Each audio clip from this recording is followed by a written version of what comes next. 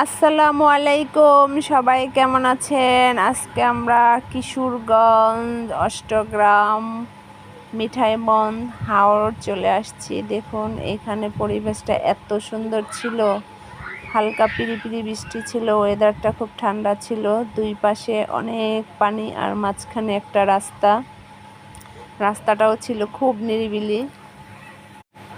তারপরে এই যে দেখুন পানির মাঝখানে ছোট্ট ছোট্ট বাড়ি, তো দেখতে এত ভালো লাগছিল। আমার ক্যামেরায় অতটা ভালো বোঝা যাচ্ছে না, বাস্তবে সত্যি অনেক সুন্দর ছিল, মানে নিজের চোখে না দেখলে বোঝা যায় না।